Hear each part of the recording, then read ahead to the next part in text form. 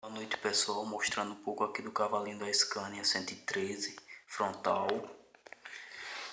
80% dela aqui já está pronta.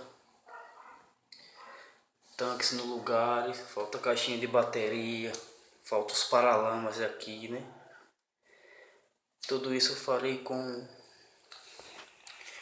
eu estiver um pouco de tempo, porque só trabalho mais finais de semana nas miniaturas e por isso eu acabo me atrasando um pouco. Mas aí está, pessoal. Capô só está encaixado aqui para mostrar a vocês como é que está ficando as portas.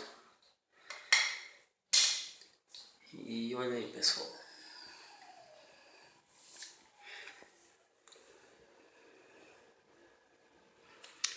Quinta roda.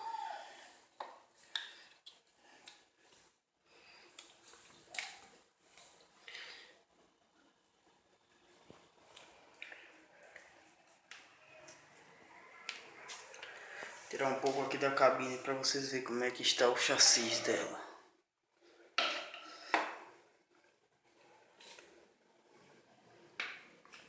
Aí está, pessoal. Um pouco aqui do eixo direcional. Tá aí, pessoal, o amortecedor dela, feixe de mola, trabalha. Não sei se está dando para vocês verem direito.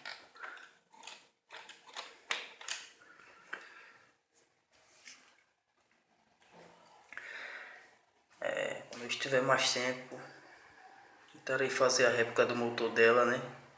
Que fica nesse espaço aqui. Mostrar um pouco aqui debaixo do chassi dela. Cardan. Os feixes de mola. Trabalham aqui, ó.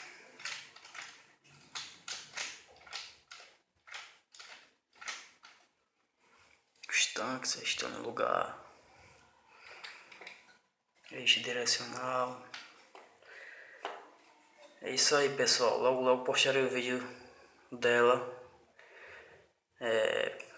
Pronto, né? Enquanto isso eu vou só postando os vídeos de algumas peças que eu faço e vou montando devagarzinho, porque meu tempo é pouco, trabalho muito, só trabalho mais nas miniaturas finais de semana.